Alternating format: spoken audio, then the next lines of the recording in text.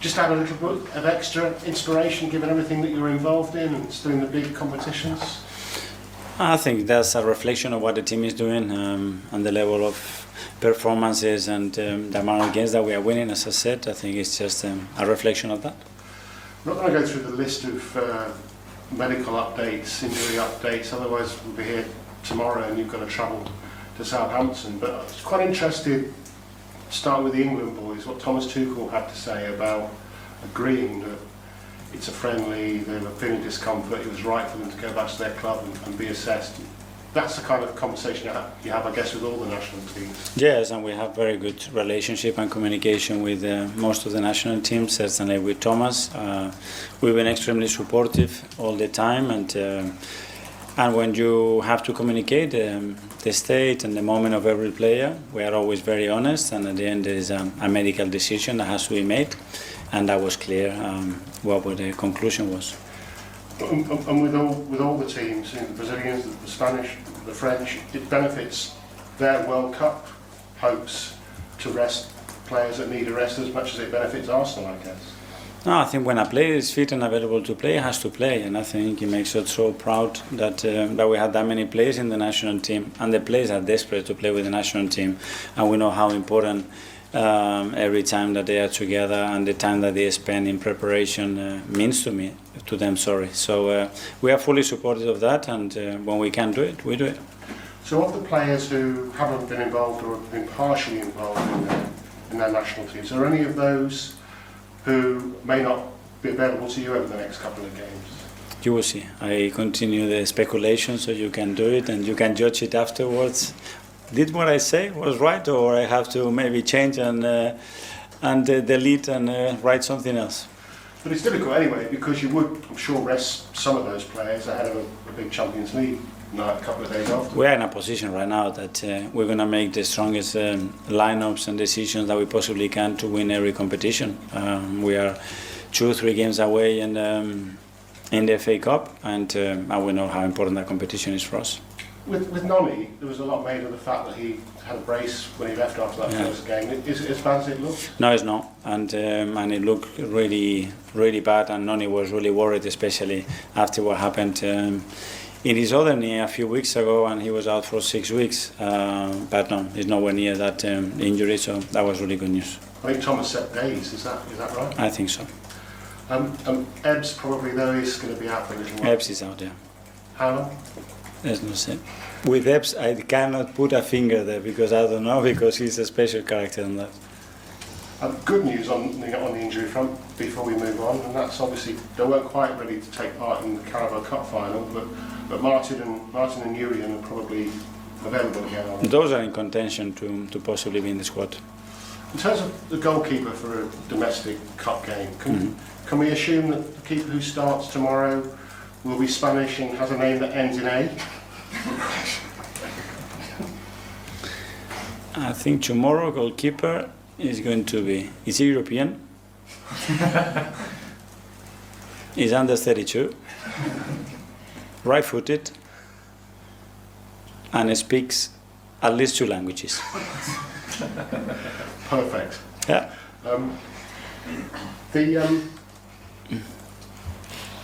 The game, sorry. It's an important game, isn't it? A quarter-final of the FA Cup. Yeah. You've outdone me there, Mikhail. Okay. Right, yeah. You've done me many times, so we are 10-1, don't worry. Another Wembley appearance at stake. Yeah. How important is it? Just probably the third of the most competitions you're involved in terms of importance, but still nice to get to Wembley. Yeah, huge competition, so related to the history of our football club, and we're going to play a team that is in a really good moment. They won so many games recently. It's in a really good moment. You know, the expectations, the crowd, the environment that they're going to create. So we are ready for that, and we want to win Wembley again. So tomorrow we have the opportunity to do that again. I mean, they're on a really good run, aren't they?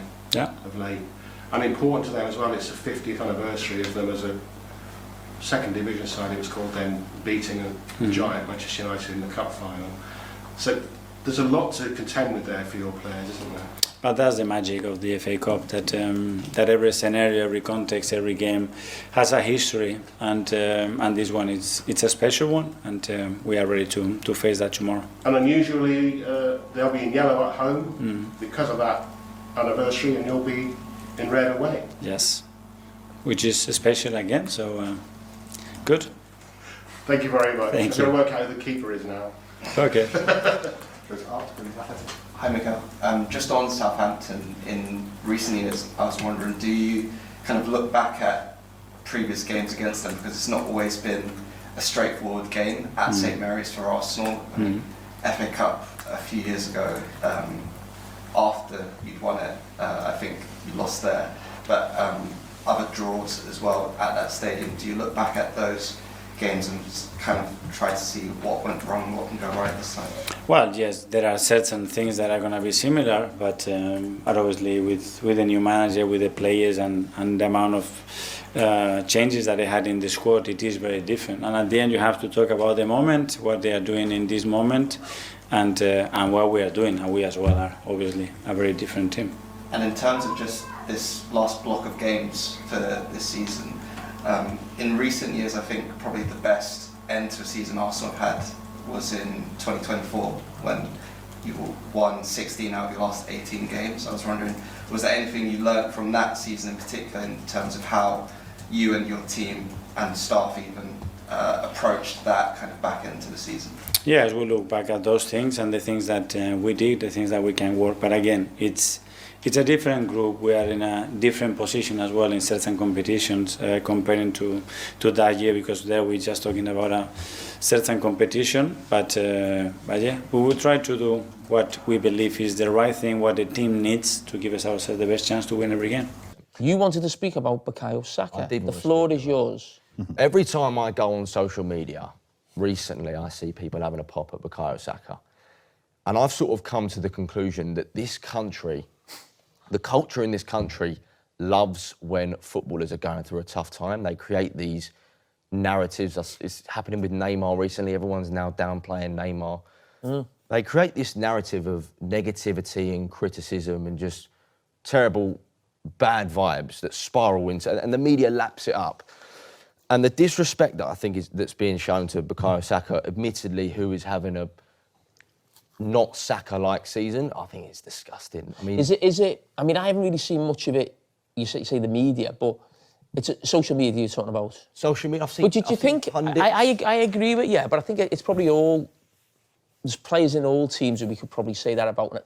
I just think football's so tribal that everybody's ready to jump on. You know, your player's not as good as our one. You know, you said he was, and then he has a bad season. So everyone, I think it's tribalism more than anything, rather than I haven't seen too much media-wise. I see a lot of papers. videos. I don't know if I'm allowed to shout out the stations that say it, probably won't, but there's a couple of idiots, you know, sell him, or he's overrated, he's a flop, he's fallen off completely. The guy has, without any right to do so, carried Arsenal on his back for the last 6 years. An academy graduate that's been through some of the most disgusting racial abuse. He still goes to every stadium and everyone chants that he's let his country down. The guy is a poster boy for Arsenal Football Club. He's the perfect footballer for every kid growing up. He's an absolute legend on and off the pitch. And he's getting crucified like he's Arsenal's worst player. He's still our poster boy. He's played, I think, over 350 games for Arsenal, basically every minute possible for club and country for over the last half a decade. And one sort of sign of adversity, and now he's a villain again. Do you not blame Arteta, though, for overplaying him, is maybe why we're getting this Saka now? Obviously, he had that bad injury. We've seen players before, so young, play so much football. It catches up with your body. When you're that good, though, it's very hard to drop you, especially when he's the mentality that Saka has carried from day one. I remember we were at the absolute pits, and he put a tweet out saying, Arsenal fans, you deserve better. Completely turned it around. There was also players on 200, 300 grand a week. He was showing more fight than any of them combined. And I'll always love him, but I don't think he gets the respect as a role model from the media. the Arsenal Well, fans talking about respect, I mean, I played over 700 games for Liverpool in the Champions League. Liverpool fans tell me constantly I was shite. Matt, there's another one here about the offside rule. Yeah, I was curious to know, with Wenger's offside rule coming in, how do you think that's going to affect defenders from your perspective? Shay, it's the daylight one. So we started, probably when we were kids, it was you had to be behind the last sort of defender. Then it became level. Now we're talking about daylight. What's your thoughts I don't think on it? daylight will work either. No. I think it's too advantageous to the forwards and to the strikers. You're talking about holding a high line or whatever, defending high, and I think we know about the strikers. Talk about Saka, for example, the speed that a lot of the strikers have. You can't. How do you defend against that? So I don't know where the happy medium is, because I'm not that big fan of the semi-automated as well. Because remember the goal that Real Madrid scored with Bernardo Silva handball that. It took them minutes to get a decision on that semi-automated. Was Vinicius offside just inside the City's half? And then he showed a picture of two sort of cartoon characters saying that I think one of the central defenders was playing them on, and we didn't see when the ball's getting passed and all this kind of stuff. So, I think we spoke off air about it. You nearly want to bring it back to when we played. I know that sounds a bit dinosaur-like, but in a sense, like a big toe being offside and all that. It's kind of, I think level. If you're level as a striker, you're onside. If your knee or your forehead, I think recently there was a forehead was offside. Just all that nonsense I don't agree with. Obviously it's Arsene Wenger, and probably one of the legends of the Premier League, isn't he? Probably someone everybody looks up to. But I think since he's come out of the game, and I think he's obviously involved in FIFA or people who make the rules, IFAB I think it is, and I was involved in a discussion with Arsene Wenger with a group of ex-players about, do you remember the stuff about the World Cup? Yeah. Every 2 years, and I went on a call and listened to it. I just obviously didn't agree with it, but I think that idea was nonsense, to be honest. And you really want to bring it back to when we played. It doesn't matter whether the rule is behind the last defender, level or daylight. It still comes down to that. There's got to be a line somewhere, and it's whether you're that far in front or that far behind, basically. For me, I don't know how a defender, how it would work, or you try and play someone offside sometimes, or you hold a line, you think, he's just gone past me. What's the daylight one? How does that even... God knows how that would... I think it's nonsense, to be honest. I find it mad how in a week where they've done a massive fan survey across Premier League fans saying, has VAR improved the in-stadium experience, that they're trying to complicate the game even further, and they're not listening to the people that actually pay the money to go and watch it. It's just like, please just rip it up and start again. It's just like, it's made the game worse, made it too complicated. The thing that we all loved with technology, everybody loved goal line technology, didn't they? No one ever... Because it's black and white. Exactly. Yeah. And that was probably the thing to stay. But listen, I think we'll be arguing over VAR. I think I was probably one of the reasons why VAR got involved with the Thierry Henry handball. I think for us to lose out in the World Cup finals on the back of... me laugh now, but it wasn't funny at the time. No, I know. But that was such a big decision, such a big call, and it had VAR been involved at that time. And I think it came in not long after that, because there was a big outcry of an injustice towards us that we didn't qualify on the back of that, So I think there is a place for it, but I agree with you, and I agree with the fans in the stadium. They pay their hard-earned money, and they get probably the least best experience of that, even the right English. But they should have some sort of communications inside the stadium to help you guys. That was a clear and obvious one, wasn't it? And that's where it should be, in my opinion. Anything that's subjective is going to be subjective, whether it's a referee making the decision or somebody. And the other thing, when it takes 4 and 5 minutes, just stick with their on-field referee. It's not enjoy the game in the stadium. You get the goal, and then you have to wait and celebrate again. Is there scope to go to with an example like that, or any other clear and obvious examples? Is there scope to then go to a challenge system? Do you think then maybe it's just going to elongate it even more? I suppose, but it's in American Euros, something like that. So it's like, at least that is so outrageous where they can quickly see that, clear that up, and sort of just call it, the other thing I think I'd like to go on as well is time. We'll talk about time. Sorry, we're going off one here at the minute, but time wasting. I think it should be taken out of the referees' hands and the officials. It should be some guy with stopwatch. I'm free next week with a stopwatch here, me whistle. But all joking aside, when the ball goes out of play, the thing stops. Yeah, I agree. A clock, and you do 30 minutes each way, 30 minutes each half. Because you get more in-time football. I know what you're saying, and you get more into... There's something about the time... We all know it's 90 minutes. There's something about, the 90... I understand what you're saying, but when people start saying it's 30 minutes each half and you're playing our football and you're playing more football, I get it, but I just don't think you can get away from 90 minutes. There's something about 90 minutes as football. But I do agree with you in terms of time. But I don't know what the exact in-time play is at the minute, but it's less than 1 hour. It depends on 52 minutes. I think your team are near the bottom. Are they? Newcastle are always near the bottom of ball in. But then there's no argument, is there? No one has an argument. Unless you do it like they've done for goalkeepers taking too long now? Is it 8 seconds and then they give a corner? Unless you did that for throw-ins, where it's like, right, you've got 8 seconds to get the ball back in play or it goes the other way. We've got corners next year as well. Yeah. They can look at corners as well. That's the hard thing. It's like you want to take these things out of the game, but you also want them to interfere less. I think so it's just for me, you'd get rid of it and you say it was a thing that didn't work and we need to maybe rethink it. Yeah. They're trying to double down. We've all been involved in games when the rest put up 4 minutes or 6 minutes. Home, and you're like, to your advantage, just how the hell's he got that? It feels like they've just make it up. We'll add this or add that. But if you've got some guy with a hooter in a bleeding stadium with a stopwatch, no one. See who you want to win the title, Arsenal or Manchester City. So raise your hand if you want Arsenal to win the league. Sophie's choices. Man City are your rival. I don't understand It's it. just, I think it would be just entertaining if you bottle it. It's just like, when they win it, you just They're forget catching about up. it. They're catching up on you. But they've got about like 10 fans, so you don't realise it when they win the title. If Arsenal win the league, you just see it everywhere. 10 fans. I'd go for Arsenal, just a different winner. So go on. Who's got their hands up for Arsenal, by the way? Just. Reasons why? Aaron, come on. It's just a bit different. I mean, as a Scottish football fan, we're used to the same teams winning the league all the time up here, so the same kind of applies for England. If you have a bit of variety at the top of the table and someone else wins that you've not seen win for a while or win before, I mean, people are still going about Leicester winning it over 10 years ago because it was different, it was something new. And if the same team wins it every year, it just gets boring. Yeah, no, I agree. That's probably why I've put my hand up. So, City fans, who wants City to win it?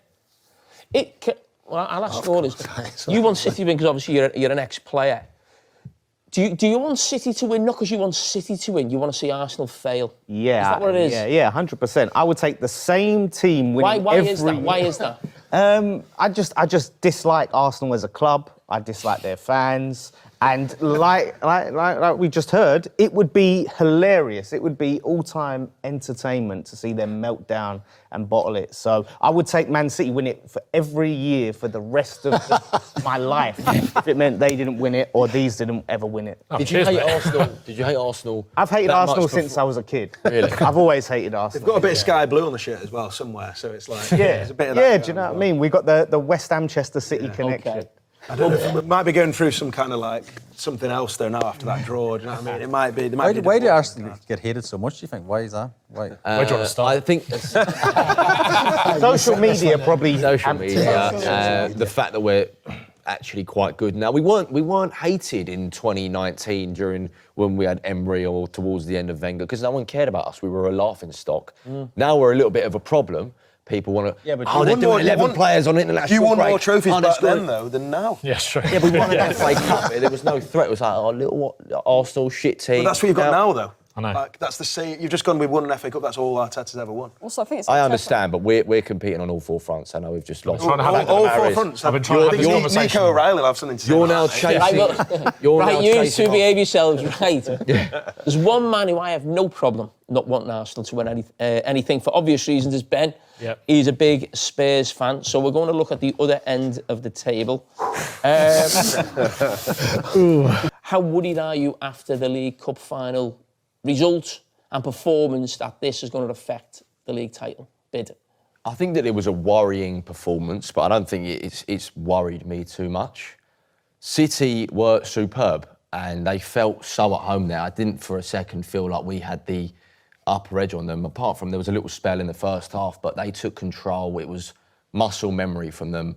Pep Guardiola, he's been there so many times, he knows how to do the business, and we were outclassed. You say that, does that worry you that your team and Mikel Arteta don't know how to do the business? No, because I think that we've got ourselves in a position now where, if we were to throw this away, it'd be unforgivable. But in a final, I think that we maybe didn't respect City enough and respect Pep enough. Like I said, he's been there so many times. And Wembley, I was at the game, they felt like they were at home, more so than even at the Etihad. And what I'm not concerned about is the fact that one positive I've taken is when we have been outplayed this season or dropped points, our response to that has been superb. I remember we lost to Liverpool and we won the following 11 out of 12, dropped to United, won the next 5, dropped to Villa, won the next 7, and drew to Wolves, we won the next 5 or 6, I think it was. So going after we drop, we seem to learn a lot. And I think a lesson against Pep Guardiola, when the shit needs shoveling, that is a lesson better than any other. So is there more fear now going to the Etihad for that big game in April? I don't know if there is more fear. I think maybe arguably less. Because like I said, it's a lesson learned, and we'll have our best goalkeeper in goal for that game, which was a huge counter to play. Very important position, that. Very important position, the goalkeeper. It was but apart from Raya's shot stopping, Raya changes the way that we play from the defence to the midfield, and I think City actually capitalise on that big time. The mistake happens and he gets... The psychological side of it, how do you think that the Arsenal fans will react? Say they go to the Etihad in a couple of weeks and they lose that game. What do you think their mindset is then? Well, look, there's a game for us both to play before that. I think they go to Chelsea, we go to Bournemouth. So I'm retired from just ticking off fixtures. Since we dropped to Wolves, I don't do that anymore. So all I care about at the moment is Bournemouth. The big thing that you've got... Didn't answer that question, did he, Ivan? No, he didn't. That's what he does. You see, he's a politician. But we thought it was a debate. They asked a question, we answered. We asked a question, they answered. Do you know what the answer to that? I'm asking you about a game, and you've just not even answered the question I've asked you on. Sorry. Okay, go on. I'm asking you about the game at the Etihad. You talk about Bournemouth next week. I don't care about Bournemouth. But I don't want to look towards. I don't care. Towards the Etihad. Why didn't you answer the question? But what's the point of looking towards the Etihad if we drop to Bournemouth? I'm not bothered about Bournemouth. He's just still asking on about the game at the Etihad. I'm asking you that question. It's a fucking massive game. Yeah, but I'm asking you what's the psychology if you lose that game. I'm asking you about that. That's what I asked. Yeah, could be detrimental. Could be a massive sway in the title charge. But who knows? They could drop to Chelsea. We could beat Bournemouth. Then the result matters a little bit less at the Etihad. There's a game in between. Okay. So on this show, you and not just this show. I think when we describe Arsenal, the word the dark art at times comes up for different reasons. Have we seen more evidence of that in the international break? Are you referring to the withdrawals? Well, what else would there be? Yeah, look, for Calafiori and Gyökeres, I understand it. You know, I understand that they can play. They're playing in games that actually matter. But for your Declan Rices, your Sakas, Salibas, Timbers and Gabriels and the rest of them, do you really think that they care about playing in these dead rubber international friendlies? What about all the other players who did stay and play? It's the same for them, isn't it? I understand, but these are players who are considered injury risks. And what is the point? You know, Madueke played, I think he came off after 30 minutes, potentially injured. There's no point in doing it. One thing that I don't understand is why they try and cover it up as an injury. I don't know why they don't just come out and say... You get fined by UEFA if you do that. Yeah. But why? You get fined for not taking your players to internationals. Otherwise, everyone would just do it every time when it's a friendly. But Pep Guardiola's done it plenty of times. Alex Ferguson's done it plenty of times. I don't see why people have a moan up at 11... I totally get it, yeah. I think the March, April international thing, especially when teams are going for the Champions League and the League, notoriously has been one where players pull out. I get that. But 11, I've never seen that before. These players are going into a run-in. It's probably going to be one of the most intense run-ins of their career. Man City. We've done that 1,000 times, mate. But why is everyone having a moan up? You wouldn't be complaining if it was happening to you. So people... That's irrelevant. That's completely irrelevant. It hasn't happened to anyone else, has it? It's not really It's Arsenal, isn't it? You are the only team that has done it. Only team that's done it. There's no bigger honour than playing for your country. Yeah. Doesn't matter if it's competitive or friendly. And also, it's 11 When players. Declan Rice and Cole look back and they finish, it's like, well, there's 3 or 4, maybe 10 caps I could have got more for England or whatever Rice country. can sit there and Saka can sit there and say, listen, you'll see how much I love my country in the summer when I go out to the World Cup and play for them. Every player I'm not bothering playing against Japan in a dead rubber game that I could potentially get injured and ruin my chances of winning the league for a club that pays. What about you? And I agree with... I understand, because as I've said, I understand, but 11, I think it was a bit where you go, that's too much. And when you're saying, you know, this game, it doesn't matter, listen, I'm not a big lover of international football, but if everybody had that attitude, there wouldn't be international football, there wouldn't be games, would they? There wouldn't be a World Cup. I think it's, with Arsenal, these players are like nailed-on starters. I know everyone's got nailed-on starters. All 11? But these... Probably. But doesn't that show... Bowen, and we're in a relegation battle, and Bowen went and played. We could have done with him resting. It's different with Bowen. Bowen would love to go to play for England. So Rice and Saka, they got nothing to prove. Bowen's don't fighting for a you think spot. this shows this potential that they are worried about the run-in? Because that's why they're all pulling out. I actually... They're nervous. You know, I think if I was Luke, I want to say, I'm sure because you're involved, you're probably looking at it more than anybody because you're thinking our players have gone away, theirs have come on, they'll be rested. I think Pep Guardiola can frame this almost as a positive. I do, I really believe that because it is unprecedented, I think, to see 11 changes. You'd expect 5 or 6, but probably not 11. I think Pep Guardiola can make a big thing about there must be a real fear from top to bottom at Arsenal. We all know it with the supporters because that's understandable. You've gone so long without the league. There's a real fear you could throw it away. Yeah. That's normal fan behaviour. But if I was Pep Guardiola and them City players come back, I'd be saying, these are absolutely terrified of throwing this league away. Dave, there's a real fear they could choke here. Yeah. There's no other reason besides that fear that you take 11 players out. No. It's never been seen before. There must be a real fear on the back of losing to City, and then basically, if you said before, you used the word unforgivable if you never won the league. Yeah. That must be the feeling with Arteta, and everyone surrounding Arsenal there must be a real fear. And I just think Pep Guardiola has got to play on that fact and actually see this as a positive, not a negative that your players went away. There is a fear running through Arsenal that they are going to choke and throw this league away. I don't agree with that. Yeah, I mean, what I'd say as well is like they've had 11 players pull out, and they had 11 that didn't turn up at Wembley because, quite frankly, I thought that game was just crazy in the second half. The way you just rolled over and you just didn't turn up at Wembley. We were having all this talk about quadruples and stuff like that. And I understand Arsenal 9 points clear. I understand City have a game in hand. I understand we're going to play them in that game. But I completely agree. I think they are completely just going delirious about potentially throwing this away. I understand City have dropped quite a few howling, points in the last few weeks. But yeah, I agree with what Shay was saying. If City go and beat Arsenal at the Etihad, I think they're going to be completely rocked. I think, to be honest, they're already rocked. You got to beat Chelsea first, mate. I think also you've got an FA Cup game against Southampton. You're not mentioned, mate, as well. So I think also what you missed is by going away with your international team, it almost relaxes you a bit. You come away from that intense Arsenal pressure that you're under to win the title, and you go away. It's a different environment. You can relax a bit more. They're still training. They wouldn't get many minutes because obviously, we look at what's happened with Villa. We've lost Yuri Tielemans for a while. He's just come back fit, and he got called up immediately by Belgium. No intention of him pulling out. All Emery did was said, look after him, give him a few minutes. And he'll be ready to come back. Yeah, and they knew they weren't going to play the first game anyway. Because Tuchel said that. He kind of split the squad into two, didn't he? So they were only going to play him. Go away, relax, and then come back ready to go. It's not Gabriel went down injured, and I think he did his hamstring. He goes down every game, Gabriel. He'll be fine. Did his hamstring Didn't this happen in the last against Senegal? Yeah, we had a friendly in this. We've had a friend. We went away, we took the rest of the players that didn't go on international and had a friendly in Spain, and Sancho went down hurt his shoulder. We still don't know where the injury is. So that can happen any time. Yeah. So you've just got to. Yeah, damage limitation. Pull them the fuck out the internationals. They don't need to play. But what happens if they don't play for 2 weeks and then get injured in the first game back? Everyone would go, they should have had some minutes. They'd have been all right. Yeah. The hamstring goes. I mean, just on the Honestly, back... anything Arsenal do rattles everyone. When you're at the top, that's where you get shot at. People are chasing you down. So you have to deal with the psychological... What I would say on the back of that, losing the final, a couple of weeks back, I thought when City dropped, obviously got 2 draws, I think it was Forest and West Ham, I think they dropped 4 points, thought, it's Arsenal's title now, it's done. But now when you lose the final, I was looking at Arsenal thinking they can win the double, they can maybe even win the treble. But I think that's rocked the whole of Arsenal in a sense. They've lost the final. You said yourself they didn't show up in the final. Would you worried now about winning the FA Cup or the Champions League? Like on the back of that performance? Yeah, it's made me question how much these players actually want it. When, in that final, we were to get to that final. But like I said, it's a lesson learned, and hopefully they learnt that lesson. Oh, what a run-in it promises to be. Who will get their hands on the Premier League title come May? Arsenal are 9 points clear at the top of the table with just 7 games to go.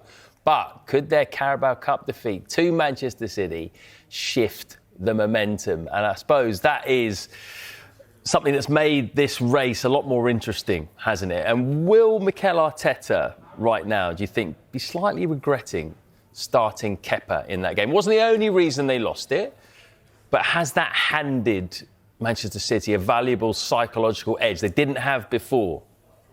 I don't think so. I think that was a one-off game. It was a final. Manchester City are clearly the better team on the day. I actually think if Manchester City could produce that top performance across the course of the season, it would be a lot closer. But I think that was a one-off game. I don't think, and even the Arsenal fans that I speak to still feel confident anyway. So normally you get this whole Arsenal panic. We haven't had that this season. I think they've bounced back well when something's gone against them, which they don't normally do. And they're now in a position where they can actually still lose that game to Manchester City, and as long as they look after the other games, they still are the winners of the Premier League. So it's all in their hands. I think the manager has learnt his lessons, valuable lessons from seasons gone past, and the players.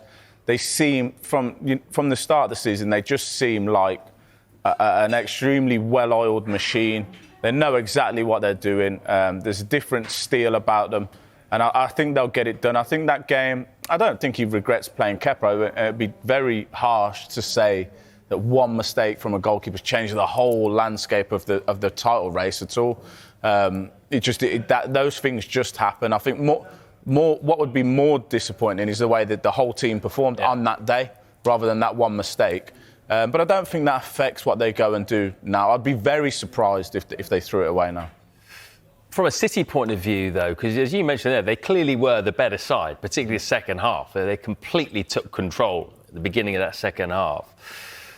Do you think that could click them into gear here and they could go on to win every game from here on in? They can do. They can do. That would be a good reference point for the manager to say, look how we can perform when we get it right.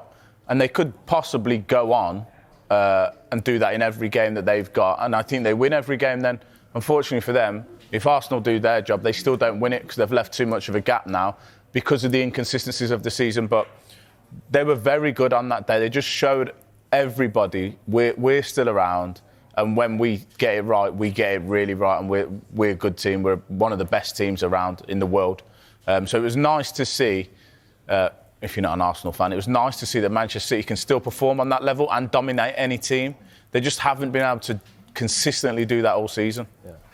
But one thing that might worry City fans is the long-term future of Pep Guardiola. And actually, Jason Burt in The Telegraph today has written an interesting article which says that Pep is going to wait until the end of the season to decide if he will stay. His contract runs to the end of next season.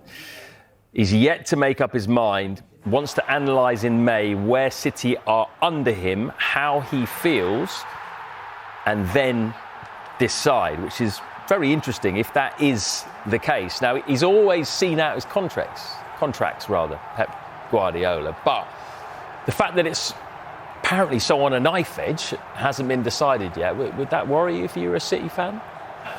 Yeah, because you cannot replace Pep Guardiola at all. There's no one out there that I think they bring in and everyone feels as comfortable with. But it is going to come to an end at some point. He's going to leave Manchester City. He's been there, 10 seasons, I think. They've won everything. I think it'll come down to if he feels like there's nothing left for him to do there and he can't get the best out of those players, he'll walk on. But for the Manchester City fans, yes, it's a concern because where you're going to go from there. We've seen other clubs lose, Jurgen Klopp at Liverpool, and I know they won last year, but now it doesn't seem the same. Obviously, Sir Alex Ferguson, these big, really integral managers leave, and it's taken the club a few years to get going and get over that. So it's a concern, but my thing is, it's going to happen at some point. He's not going to be there forever, so... I don't know. It'd be wise of the club to try and start looking for someone in case. I feel like with Pep, he might wake up one day and go, "That's enough."